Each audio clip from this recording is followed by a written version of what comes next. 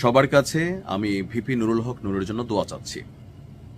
কারণ একটা উদীয়মান নক্ষত্র ছিল, একসাথে যিনি শেখ হাসিনার মধ্যে মায়ের ছবি দেখতে পেতেন, একসাথে যিনি শেখ হাসিনাকে ফেসিস্ট মনে করতেন, খুব শৈশবকাল থেকে ছাত্রলীগ করতেন, তারপর কোটা আন্দোলনের মধ্যে তিনি যখন ভিপি হলেন তখন এই নির্বাচন নিয়ে প্রশ্ন উঠছিল যে টোটাল সিস্টেম ছাত্রলীগের যারা বড় বড় পদ পদবি পেল, শুধু ভিপি পদটা কেন ভিপি নূর পাইছে, এটা কি কোনো পাতানো নির্বাচন ছিল?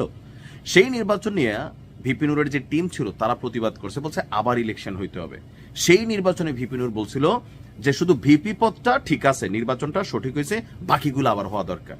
ওয়ান এন্ড অনলি বাংলাদেশে বিকাশ প্রথার চালু, ক্রাউড ফান্ডিং এর জনক বা গুরু আমাদের সকলের জনপ্রিয় নেতা ভিপি নূর ভাই।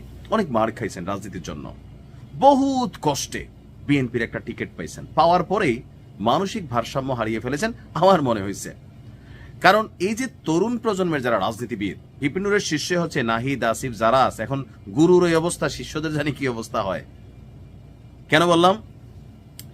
বাংলাদেশে মানুষ নতুনত্ব চাইছে। আওয়ামী লীগ, বিএনপি বা জামাত ইসলাম এদের বাহিরে গিয়ে যে নতুন ছেলেরা যারা আসবে রাজনীতিতে, তাদের কাছ থেকে দেশ জাতি কিছু পাবে, তারা অন্তত অতীতের রাজনীতিবিদদের মতন ঢালাও কথাবার্তা বলবে না। কিন্তু ভিপি নূর দিন শেষে সবাইকে হতাশ করেছেন। গণ অধিকার পরিষদের সভাপতি ডাকসুর সাবেক ভিপি বলছেন, আমরা বলতে পারি বিজয় আমাদের হয়েই গেছে, 12ই ফেব্রুয়ারি শুধু আনুষ্ঠানিকতা হবে। তার মানে কি ডক্টর ইউনূসের সাথে সেটেল হয়ে গেছে বিএনপির? এখন এই প্রশ্নটা কি আসে না? উইরে এসে জুইরা বসে বিএনপির মারা দেওয়ার কাজে ব্যস্ত হয়ে গেছে ভিপি নূর। আবেগ, আবেগ রে আবেগ। তিনি আসলে যেটা বুঝাইতে চাইছেন, আমি যদি বুঝে থাকি, যে বর্তমান বাংলাদেশে জনাব তারেক রহমানের ফেরার পরে বাংলাদেশে যে রাজনৈতিক পরিস্থিতি, এটা বিএনপির অনুকূলে, বিশেষ করে তারেক রহমানের ব্যক্তি গুণাবলীতে। যেমন যেটা প্রশংসনীয় করতে হবে, ওই দিন এক সাংবাদিক তেল মারতেছিল, তিনি বলছিলেন যে প্লিজ এ স্যার কি জানি মাননীয় এগুলা বললেন না। দেখছেন তো অনেকে, তাই না, একজন পায়ে ধরে সালাম উনি না করছেন, পজিটিভ জিনিস, এগুলাকে মানুষ পছন্দ করে।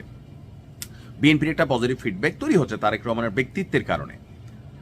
কিন্তু বিএনপি নির্বাচনে বিজয়ী হবে এটা তো গ্যারান্টি হয় নাই ভাই। দেশে নির্বাচন হবে, জামাতও পাশ করতে পারে, জাতীয় পার্টি করতে পারে, অন্য দল করতে পারে, বিএনপিও করতে পারে, বিএনপির মাঠ ভালো। কিন্তু আপনি যখন বলেন বিজয় আমাদের হয়েই গেছে, 12 তারিখ শুধু আনুষ্ঠানিকতা, তো তাহলে কি এই ভোটের মধ্যে কি কোনো সিস্টেম হয়ে গেছে? জামাত যে বলতেছে পাতানো নির্বাচন হবে, আসিফ নজরুল বলতেছে, আসিফ উপদেষ্টা আসিফ পাতানো নির্বাচন হবে, আপনি তো ওই আগুনে ঘি ঢেলা দিচ্ছেন রে ভাই। আপনার মতন একজন দায়িত্বশীল মানুষ বিএনপি দয়া টয়া করে একটা সিটের ব্যবস্থা করছে না? বিএনপি যদি সিট না দিত, ভিপি নূর বাংলাদেশের কোন অঞ্চল থেকে চেয়ারম্যানই পাশ করবে না যদি ওই আসনে বিএনপি, জামাত, আওয়ামী লীগ নির্বাচন করে। আমি চ্যালেঞ্জ দিয়ে বলতে পারি, এনসিপির কোন নেতা, হাসনাত তার বিষয়টা বাদ দিয়ে, বা তাসনিম, যারা আমি 2-4 ছেলে মেয়েকে রেসপেক্ট করি, আমার কাছে মনে হয় এখন একটা লাইনে আছে, 100-তে 100 না থাকলেও 90 আছে। এই দুইজন ছাড়া বাংলাদেশের যে কোনো আসনে বিএনপি, জামাত, আওয়ামী লীগ প্রার্থী দিচ্ছে, জাতীয় পার্টি প্রার্থী দিচ্ছে, আর সেইখানে এই ভিপি নূর বলেন, রাশেদ বলেন, আর এনসিপির অন্য নেতা বলেন, একটা ছেলে চেয়ারম্যানই পাশ করবে না। এটি হচ্ছে বাস্তবতা। এখন বাকিরা দয়া টয়া করে দিছে। ভাই, আপনার কাছে আল্লাহ রসুলের দোহাই, এমন কোনো কথা বলেন না যেটা নিয়ে বিএনপি বিপদে পড়বে। একটা ফ্রি অ্যান্ড ফেয়ার মানুষ নির্বাচন দেখতে চাচ্ছে। আপনি যখন এই ধরনের কথা বলেন, এটা তো বোঝা যায় যে তলে তলে মনে কোনো সেটিং হয়ে যাচ্ছে। জামাত তো প্রশ্ন এমনি তুলে রাখছে, আর ওটা বাড়বে, সমালোচনা আসবে। আপনি উইরা এসে জুইরা বসছেন, আপনার তো এগুলো গায়ে লাগে না, মাইট টেরো খাইছেন, এটা তো গায়ে লাগে না। গতকালকে পটুয়াখালীর 10 মিনা উপজেলার বাঁশবাড়িয়া ইউনিয়নে তিনি বলছেন যে একটা মাহফিল ছিল, তো মাহফিলে গিয়ে তিনি বলছেন, আমি আপনাদের পাশে থাকতে চাই, থাকেন, আপনাদের নিয়ে কাজ করতে চাই, করেন। ধর্মীয় সামাজিক অনুষ্ঠানে বিএনপি, গণ অধিকার পরিষদ, আওয়ামী লীগ, জামাত সহ সব রাজনৈতিক এবং ইসলামিক দলের মানুষের একসঙ্গে অংশগ্রহণ আমাদের নৈতিক দায়িত্ব। সুন্দর কথা, আমরা যেটা ভালো এটাকে ভালোই বলি। 10 মিনা গলাচিপাকে রোল মডেল করতে চান, করেন, সবাই খুশি হবে। এখানে সব রাজনৈতিক দলের নেতাদের অংশগ্রহণ থাকবে, পারস্পরিক সম্প্রীতি বজায় থাকবে, এটাও সুন্দর পদক্ষেপ। ওয়াজ মাহফিল, দোয়া মাহফিলের অংশ আমাদের সংস্কৃতি বৈচিত্র্য, ঠিক আছে।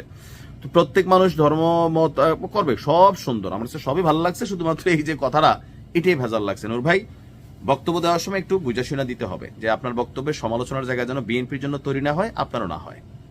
কারণ আপনারাই তো সারা বছর সবার সমালোচনা করছেন, এখন আপনি নেতা হয়েছেন, আপনি ভুল করলে আমরা সমালোচনা করবো, এটাই তো আমাদের কাজ। ভালোর জন্য করি। ভালো থাকুন।